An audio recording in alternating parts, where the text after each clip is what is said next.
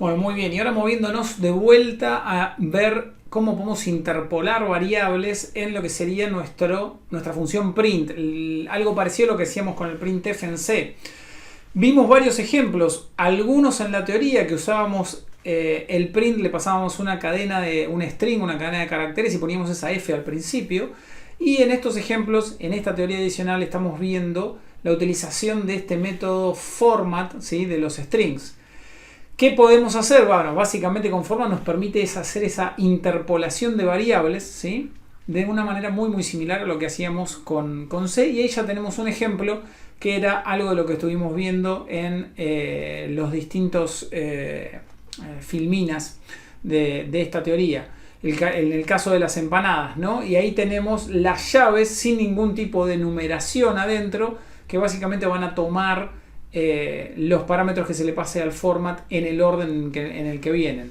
El primer conjunto de llaves toma empanada, el segundo conjunto de llaves va a tomar precio. Esto mismo lo podríamos hacer manualmente haciendo concatenación de strings de esta manera, que pueden ser strings escritos directamente o strings dentro de variables. Fíjense cómo ahí hacemos un primer string que dice una empanada de, cerramos el string y con el más hacemos la concatenación de strings. Empanada va a tener un valor de tipo string dentro, ¿sí?, en los ejemplos que nosotros estábamos viendo.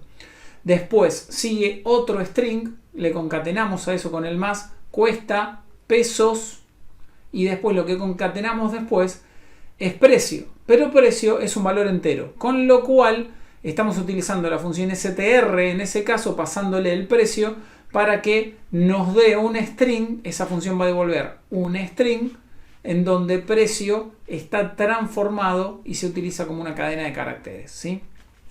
Un tercer ejemplo, hay más como vimos en la teoría con la f, no los vamos a ver acá porque ya los vimos en ese momento, pero hay uno que se recomienda no utilizar porque está discontinuado, lo que se llama deprecated, ¿sí? El deprecated es en inglés, se podría traducir en este caso como discontinuado. Básicamente una función o una utilidad que está discontinuada sigue existiendo, la podemos usar, pero no se recomienda, el fabricante, el creador de esa función no lo recomienda. ¿Por qué? Porque a partir de ahora, ¿sí?, esa función o de un tiempo atrás, esa función ya quedó discontinuada, lo que quiere decir en el mundo del software y de la programación que ya no se le brinda más soporte.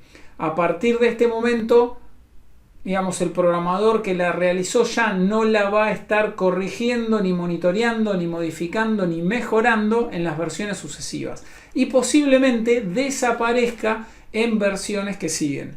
Esa es la forma. Fíjense que es bastante parecida a la forma que teníamos de interpolación en C, donde usábamos el %, ¿sí?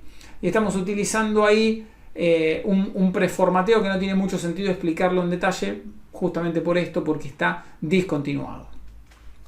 Con respecto a las funciones que tenemos en Python, bueno, en Python teníamos la posibilidad de definir funciones, lo mismo que pasaba en C, ¿sí? Ahora tenemos algunos cambios, por ahí beneficios para algunos de ustedes con respecto a lo que pasaba en C.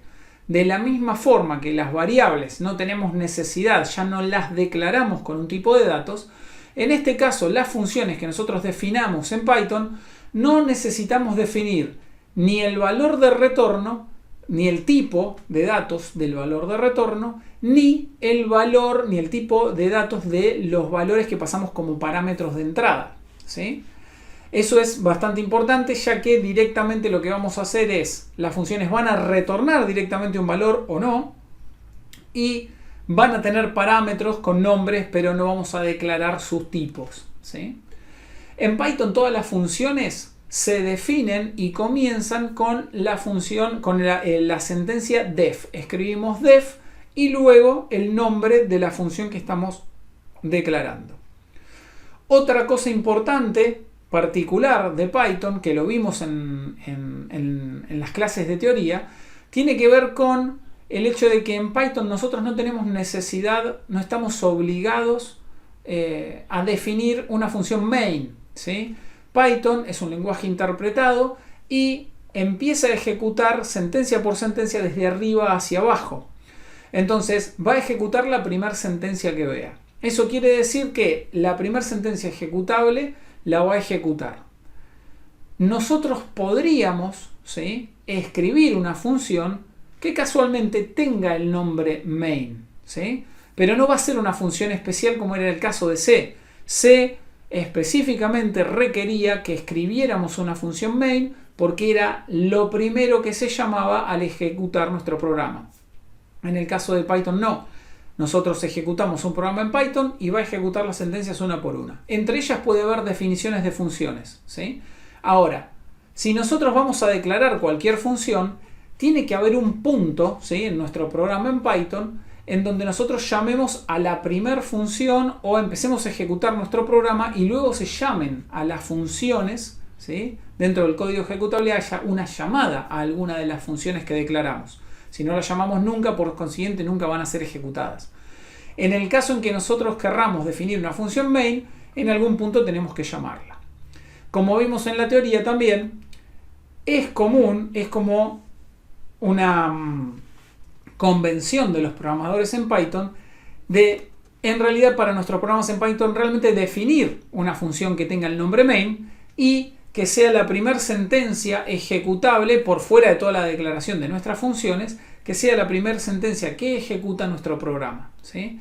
Y por lo general eso nos estructura un poco el código para que nuestro código esté modularizado en distintas funciones. Hay una que es la función main, que muchas veces es la primera que aparece en el código principal, en el archivo principal de nuestro programa de Python, y al final del mismo nosotros hacemos la llamada main como el disparador, el iniciador de nuestro programa, y ahí empieza toda nuestra ejecución y nuestra lógica en nuestro programa en Python. Eso es un poco la convención definida en Python, pero no tenemos la obligación de definir esa función main. Vamos a ver ahora un ejemplo de una definición de una función. Vamos a definir una función que se llama cuadrado y recibe un valor, ¿sí? Lo que hace es calcular, ¿sí?, la potencia de 2 del valor que le estamos pasando. Obviamente la idea es que esa x sea un valor numérico, ¿no? Entonces, esta función cuadrado, en este caso, fíjense, return x por x. Está haciendo una implementación determinada, está multiplicando x por sí misma y devuelve ese valor, ¿sí? Ahora, no estamos limitados a eso, podríamos tener otro tipo de implementación. Fíjense este caso. Ahí tenemos x, asterisco, asterisco, 2. Básicamente, ahí lo que estamos utilizando es el doble asterisco, es un operador especial que tenemos en Python, que no contábamos con ese operador en C, que es el operador de potenciación. Y básicamente está haciendo x elevado a la 2, ¿sí? Y automáticamente va a devolver el resultado de esa operación matemática. Otra posible implementación, bueno, esta que está acá, en donde es mucho más complicada, pero como vimos en su momento, las funciones no importan, nosotros las tratamos en su momento como una caja negra, no nos importa realmente la implementación, sino el uso que le damos. Obviamente nos importa en el hecho de que sea eficiente, más efectiva, consuma menos memoria, hay un balance, ¿no? Pero podríamos hasta implementarla de esta manera, ¿sí? Lo hacemos con un bucle, ¿sí? Entonces lo que vamos a hacer es, vamos a sumar en una variable de resultado, result, ¿sí?, la x tantas veces como nos estén pasando en ese valor, ¿sí? Entonces fíjense, ahí estamos devolviendo ese tipo de implementación. Eso como para que vean una implementación completamente distinta que se podría hacer utilizando otro tipo de lógica, ¿no? Y luego, bueno, la llamada a la función, estamos imprimiendo el cuadrado de 5, ¿sí? Muy bien. Ahora sí pasamos al tema de los objetos, ¿sí? La programación orientada a objetos. Algo habíamos mencionado en la teoría también.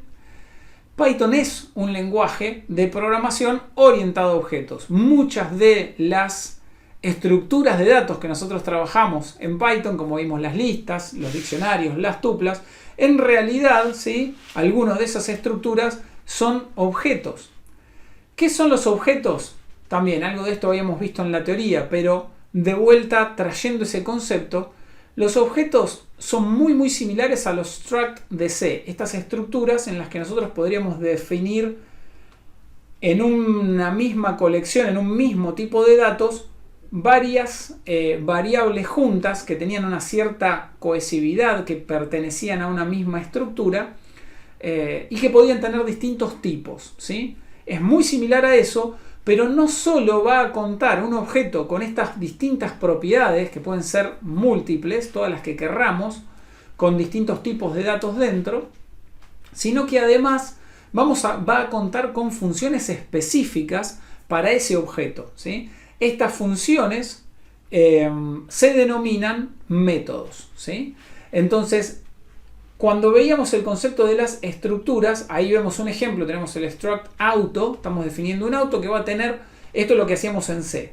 Teníamos por un lado la marca, que era un char asterisco o un string, y el modelo, un int, para poner el año del modelo de ese auto, como decimos acá en la Argentina. Y en el ejemplo típico nosotros podíamos estar declarando, por ejemplo, el topolino. Tenemos struct auto topolino. Estamos declarando la variable topolino que va a ser de este tipo estructura auto.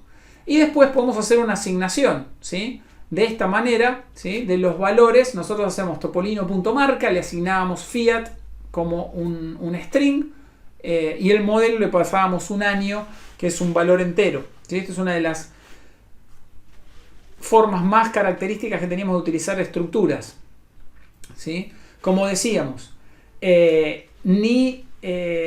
las propiedades, como decíamos, los métodos y las propiedades son inherentes al objeto y no van a poder ser utilizadas fuera del mismo. O sea, nosotros no podemos acceder, o sea, por sí solas dentro de nuestro programa, hacer referencia a marca sin hacer primero referencia a una variable de tipo auto, ¿sí? Y lo mismo pasa con los métodos del objeto. No van a tener una existencia por fuera. Nosotros no vamos a llamar a una función de un objeto sin primero hacer referencia a un objeto de ese tipo que contenga la función. No podemos llamar una función como llamamos una función general, ¿sí? De esa forma acá vemos, por ejemplo, no es que estamos llamando a una función, ahí tenemos function objeto, ¿sí? Esa function no la llamamos pasándole como parámetro el objeto, sino que lo que hacemos es, hacemos objeto.método. Lo que hacemos es llamar a un método que es una función que ya está definida dentro del objeto. Es la única forma que tenemos para hacer uso de esas funciones. Si ustedes recuerdan en todos los ejemplos que vimos, nosotros teníamos ciertas funciones, por ejemplo len. En Python nosotros podemos llamar a la función len y no estamos haciendo ninguna referencia antes a una variable de tipo objeto. Y le pasamos algún parámetro, una lista, un diccionario, podríamos pasarle varias cosas a esa función len. Pero hay otros ejemplos, por ejemplo la función format cuando vimos en los strings, ¿sí? Era medio raro, pero teníamos un string completo, o podía ser una variable de tipo string y nosotros podemos llamar a la función format, ¿sí? Esa función format es parte de la clase str de Python, ¿sí? Es parte de un objeto, entonces no nos queda otra que utilizarla en referencia, ¿sí? A un objeto que ya existe, que ya declaramos, que ya tenemos existente en nuestro programa, ¿sí? ¿Cómo hacemos para declarar objetos en Python? Bueno, un tipo de objeto nosotros lo vamos a definir utilizando una sentencia, una palabra especial que es class, ¿sí? ¿Qué es lo que hacemos cuando nosotros queremos definir un objeto o la definición, la metadefinición, por decirlo? No estamos declarando, sino que estamos definiendo qué es lo que va a contener, cuáles son sus propiedades y cuáles van a ser sus métodos. Bueno, eso es lo que nosotros denominamos una clase. Entonces lo que hacemos es escribimos el código fuente de la clase. Es algo así como definir una función, pero acá estamos definiendo una clase en su conjunto. ¿Qué es lo que hacemos? Utilizamos la variable class. Y lo que definimos en la variable class es justamente distinto luego de definir, de utilizar la variable, la sentencia class y el nombre de nuestra clase. Debajo de esa instrucción, tabulado, ¿sí? Siempre con una indentación, ahí vamos a poner todos los métodos que van a formar las funciones. Vamos a definir las funciones, los métodos que van a conformar que le van a dar funcionalidad a nuestra clase. Una de estas funciones es una función especial. Es la función que nosotros denominamos como constructor, ¿sí? es la que nos va a servir para generar nuevas instancias, nuevos objetos de esta clase. Ahora vamos a ver un ejemplo.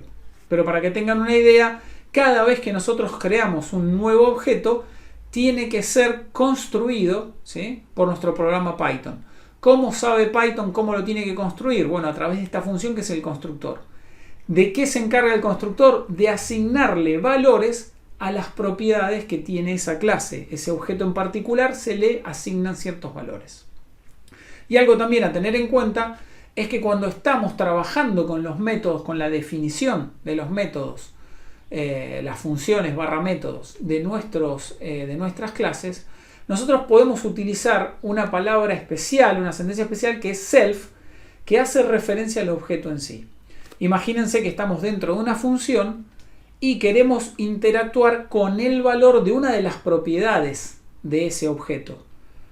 Estamos dentro del objeto mismo, ¿sí? No lo tenemos como parámetro dentro de las funciones, entonces en realidad hay una variable especial que se llama self, que siempre hace referencia al objeto en sí, al objeto que está ejecutando en ese momento, a la instancia a la que corresponde la ejecución de esa función, ¿sí? Entonces podemos hacer uso de las variables específicas para esa instancia en particular de la clase en la que estamos trabajando.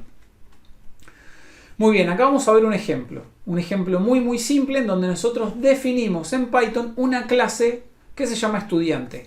Fíjense cómo las clases, en este caso, inician con una letra en mayúsculas, ¿sí? Entonces definimos la clase estudiante, abrimos y cerramos paréntesis y ponemos un 2 puntos. Todo lo que venga abajo, ¿sí?, con una tabulación hacia la derecha, va a estar definiendo los métodos que va a tener, todas las funciones y los que son igual a decir los métodos de nuestra clase estudiante. El primer método es este método especial en donde nosotros estamos construyendo nuestro objeto y estamos definiendo al mismo tiempo en ese lugar cuáles son las propiedades que va a tener nuestro objeto, las variables propiamente dichas, lo que nosotros hacíamos en su momento en un extract en C, donde decíamos char asterisco es la marca del auto y el int modelo para el año, eso mismo que definíamos de esa forma, ¿sí? Como en Python nosotros no tenemos definición, declaración de variables, tenemos solo inicialización, va a funcionar de esta manera. Dentro del método constructor nosotros vamos a estar haciendo self.nombre, self.id. Tenemos esos dos campos, esas dos propiedades en lo que sería esta clase estudiante.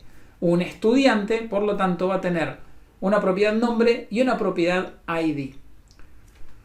Fíjense cómo le estamos pasando parámetros a todas las funciones de esta clase estudiante. Ahora vamos a ir con las dos que siguen.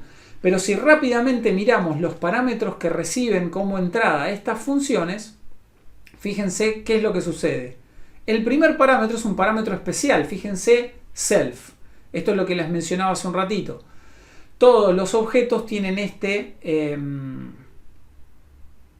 parámetro especial, por decirlo de alguna forma, dentro de sus funciones para hacer referencia a la instancia misma que está ejecutando ese código en dicho momento. Ahora vamos a ver un ejemplo. Pero de esta manera nosotros podemos hacer referencia a esos valores. Fíjense los otros dos métodos. Tenemos changeID, que en inglés significa cambiar ID. El primer parámetro es self y después tenemos ID. Y después tenemos la definición de la función print, que es básicamente imprimir. Y ahí tenemos un único parámetro que es self. El primer parámetro self, en realidad, como les decía, es un parámetro especial. Cuando nosotros definimos nuestras funciones, tiene que estar incluido. Y de esa forma después nosotros dentro del código de nuestra función vamos a poder hacer uso del self, que automáticamente Python lo va a transformar en la instancia misma que está ejecutando en un momento determinado en nuestro programa ese código, ¿sí? Print lo vimos en varios ejemplos, pero básicamente lo que estamos haciendo es imprimir, en ese caso, tanto el nombre como el ID de nuestro estudiante. Y veamos acá cómo en el código nosotros estamos viendo, ¿sí?, justamente un ejemplo particular, ¿sí? En donde lo que tenemos es la declaración de este estudiante, de un nuevo estudiante, Juan. Declaramos una variable en ese momento y fíjense cómo creamos este objeto. Llamamos a estudiante, que es el nombre de la clase, y le estamos pasando un nombre y un ID. Fíjense que no pasamos nada en lo que sería el primer parámetro self. ¿Por qué? Porque es como si en realidad no existiera para las llamadas de los métodos el self. El self existe solamente en la declaración de las variables, en la definición de la variable, cuando nosotros estamos escribiendo el código fuente de nuestra clase. Pero cuando se hace uso de esa clase y se llama, no hay que pasar nada y es como si no existiera. Entonces empezamos a pasar los valores que corresponden del segundo parámetro en adelante, ¿sí? Por lo tanto, cuando queremos crear un nuevo objeto de tipo estudiante, llamamos a estudiante, le pasamos Juan, en este caso, y 110 para el ID. Y va a instanciar y va a ponerle valor tanto al nombre como el ID en este caso. Fíjense cómo en el primer ejemplo lo que estamos haciendo es juan.print. En este caso estamos hablando en inglés en los ejemplos. Después tenemos un juan.changeID. ¿Sí? Le estamos cambiando el ID de 110. En este caso le estamos pasando 101. Fíjense como el imprimir no lleva ningún parámetro, ¿sí? Porque tenía uno solo, el self, de vuelta. El self es automático, no tenemos que pasarlo. Ahí estamos diciendo Juan.imprimir para ejecutar el código imprimir dentro de lo que es el contexto de esa instancia en ese momento, que es Juan, ¿sí? Juan.changeID y Juan.print nuevamente, ¿sí? Este es un ejemplo en el cual podemos ir viendo y trabajando. Lo pueden probar ustedes, ¿sí? De codificarlo e ir probando qué es lo que sucede si declaran todavía más alumnos. Pero va a pasar esto: si ustedes declaran más de una variable o crean una lista de estudiantes y van creando estudiantes con distintos nombres y IDs, ustedes van a ir viendo que cuando están referenciando a uno u otra instancia, el imprimir y el cambiar ID saben exactamente con quién están trabajando, es esa instancia en particular. Y todo eso se debe a que Python automáticamente va a referenciar el self dentro del contexto que corresponda, dentro de la instancia, dentro de ese objeto que corresponde. Ahora pasamos a hablar algo de lo que tiene que ver con el estilo, ¿sí? Y creo que todos ya se deben haber dado cuenta, porque lo hemos mencionado varias veces, incluso lo han visto, que el estilo en realidad es bastante importante en Python. El estilo en cómo escribimos nuestro código. En realidad es crucial. ¿Por qué? Vieron que nosotros decimos, recuerden la indentación. Bueno, justamente porque tanto los espacios como las tabulaciones, esas dos elementos que nos permiten indentar nuestro código, no solo tienen que ver con un tema solo de estética o de legibilidad humana, por decirlo, para que sea más fácil leer, sino que realmente tiene un significado, ¿sí? Nosotros en Python, fíjense cómo ya no estamos utilizando más las llaves para definir los distintos bloques, pero ahí es donde es muy importante, porque más allá de que usemos el dos puntos después de un if, después de un for, después de un while u otro tipo de sentencias, tenemos que indentar nuestro código para que Python entienda que todo eso que está indentado está dentro de uno de los bloques del código que corresponde a estas sentencias. Las buenas noticias son justamente que no tenemos que usar más las llaves, pero que tenemos que prestar mucha más atención a esta indentación, ¿sí? En el caso de las llaves, no es que desaparecen, las estamos utilizando para otra cosa en Python. Por un lado, para definir los diccionarios dentro de lo que es el uso real, dentro de una sintaxis específica. Pero recuerden que también utilizamos esas llaves dentro de los strings para hacer interpolaciones. Con lo cual no es que desaparecen, pero sí desaparece en el concepto del bloque. Y casi llegando al final, vamos a ver cómo podemos incluir archivos. Bueno, si ustedes recuerdan cómo lo hacíamos en C, nosotros hacíamos inclusión de librerías, por ejemplo, librerías ya definidas, o incluso dprog, que la entregamos como parte de la diplomatura del curso. Hacíamos algo como esto: el numeral include y el nombre del archivo header, ¿sí? Que estábamos utilizando de la librería. Bueno, obviamente esto no lo tenemos más en Python, y en Python sí estamos utilizando el import, ¿sí? Para reemplazar lo que era el include de C, y podemos hacer hay como distintas formas de utilizarlo. Una es esta, import dprog, en la cual importaríamos absolutamente todo lo que tiene dprog dentro. Y podríamos hacer uso de funciones específicas, incluso llamarlas de esta forma, como si dprog fuera en sí un objeto, pero llamamos y decimos dprog.leerin como para saber exactamente a qué estamos referenciando, ¿sí? Eso es una de las posibilidades que nosotros tenemos, ¿sí? Por otro lado, nosotros sabemos que, como vimos en los ejemplos, en la teoría, que podemos escribir en Python nuestros programas en archivos .py, ¿sí? Pero también podemos escribir programas en Python utilizando el intérprete directamente. Si ustedes recuerdan, si ya vieron lo que es el video de instalación del intérprete de Python en su máquina, ustedes ven ahí que cuando nosotros nos bajamos el intérprete y probamos si está funcionando, se ve como al escribir Python sin nada más, sin ningún nombre de archivo, escribimos Python y automáticamente nos muestra un mensaje de bienvenida y nos deja con unos símbolos el cursor para que empecemos a escribir, y ahí nosotros ya podemos empezar a escribir un programa simple, breve, en Python. Podría ser un programa largo también. No suele ser demasiado útil utilizar el intérprete mismo para escribir programas, ¿sí?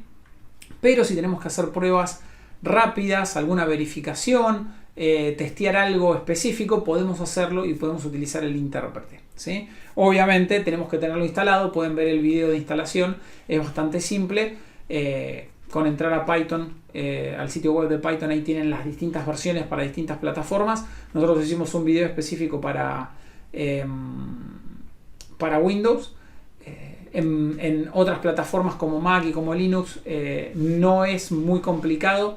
Los usuarios de esas plataformas por lo general están un poco más adentrados en la instalación. En este caso no hicimos un video adicional para Linux. Nos pueden mencionar si quieren tenerlo como adicionales, pero es muy simple la instalación. En las distintas plataformas van a tener una forma simple de instalarlo. Con una simple búsqueda en internet lo pueden resolver.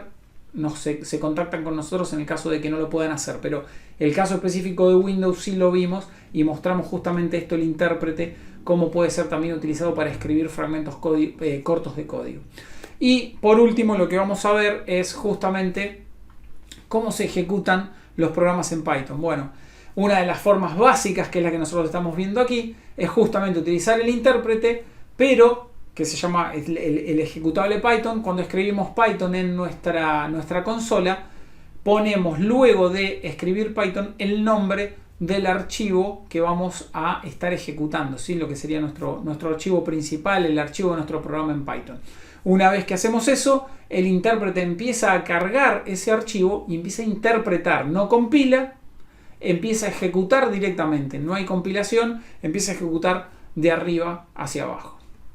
Bueno, esto ha sido todo en Python. Espero que esta clase, donde volvimos a ver más conceptos todavía, algunas pequeñas cositas nuevas, pero volvimos a adentrarnos un poco más en el concepto de Python, les sirva para entender y para darse cuenta de la potencia que tienen ahora y cómo espero les haya sido mucho más fácil entender este nuevo lenguaje de programación en base a todo lo que ya conocen de C y poder ahora programar todos los ejercicios que se vienen. Gracias y nos vemos en la próxima.